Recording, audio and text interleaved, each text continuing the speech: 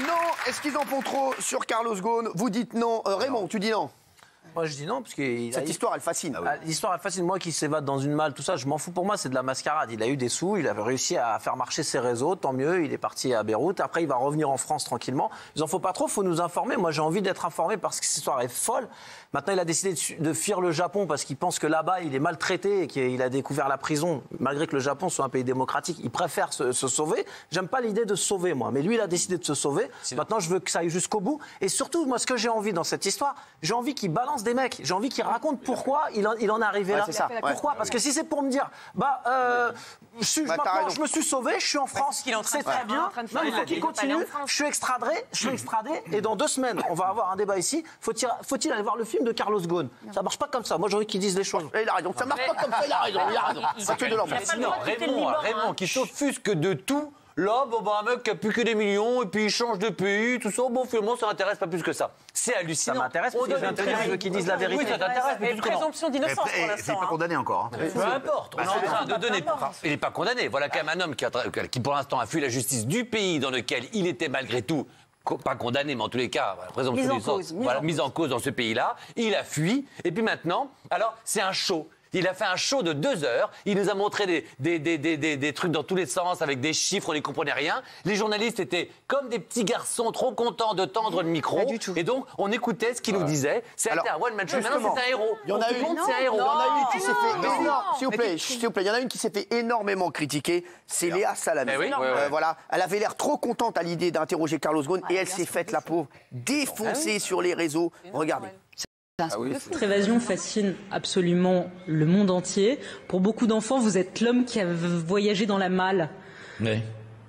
Vous avez vraiment voyagé dans la malle? Ah ça, vous m'en demandez trop. Je vous dis, je n'en parlerai pas. On montre des photos d'une malle trouée.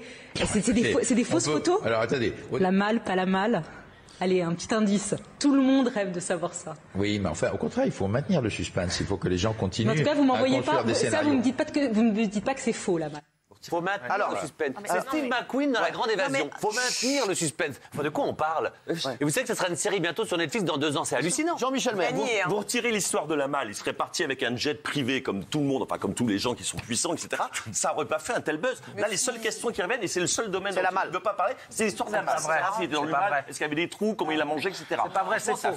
C'est faux. On vais vous dire 2 heures de conférence de presse. Léa Salamé, je peux pas la sentir. Laissez-le parler. Laissez-moi terminer.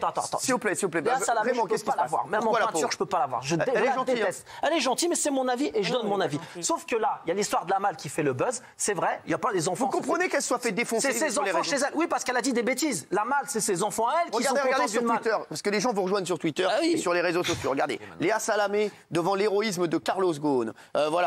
Léa Salamé, regardez, voilà, en Casimir, l'enquête de Léa Salamé avance bien. Carlos Ghosn vu par Léa Salamé. Regardez, bon, c'est vrai qu'elle s'est fait. Il n'y a pas eu que ça dans l'interview. Merci Géraldine. On est un peu dans la caricature. C'est ça, vous pouvez la défendre, Géraldine. On a reproché. Mais on ne peut pas retenir que ça de son interview. Mais bon. Je vais pas terminer. Moi, c'est ce que je dis. Après, je te laisse terminer. Moi, c'est ce que je dis. D'abord, j'aime pas Léa Salamé, ça, je l'ai dit. Sauf que, elle a fait son histoire de mal. Là, ça veut rien dire. Ça la fait rire que elle. Sauf qu'elle a posé toutes les questions que je voulais qu'elle pose. Et là-dessus, je suis obligé de reconnaître qu'elle a été bonne. Non, j'aime pas l'histoire de la malle et j'aime pas qu'elle sourit trop. Elle sourit trop. C'est un mec qui s'est évadé. C'est un mec qui s'est évadé. Il doit être jugé. Et elle sourit devant un mec qui s'est évadé comme si c'était. Voilà. Sauf que elle a posé les questions. Elle a posé les questions que je voulais savoir. Valérie. C'est un scoop que tout le monde voulait avoir. Tous les journalistes voulaient avoir Carlos Ghosn. Elle a réussi à l'avoir. Elle peut pas. Elle a du mal à masquer son plaisir d'avoir dit à tout le monde, à la barbe de tout le monde, c'est moi qui l'ai. Effectivement, il y a une question sur laquelle tout le monde lui est tombé dessus parce qu'il fallait bien trouver une porte d'entrée pour lui tomber dessus. C'était l'histoire de la malle. Mais elle a effectivement posé toutes les questions que tout le monde se posait. Et je trouve que vous êtes particulièrement focus parce que c'est un sujet qui intéresse tout le monde. C'est une histoire politico-judiciaire.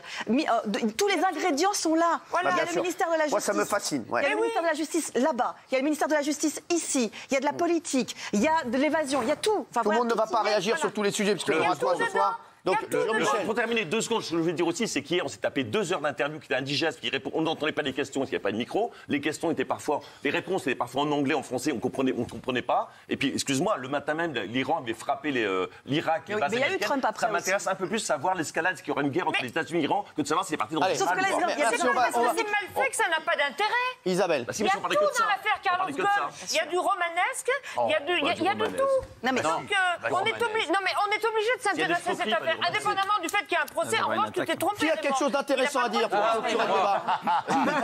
Oui, on fait un faux procès à Léa Salamé. D'abord, c'est une grande journaliste. La seule chose, c'est qu'on lui reproche d'avoir agité ses réseaux, parce qu'il faut quand même rappeler que c'est comme la fille d'un ministre de la Culture libanais.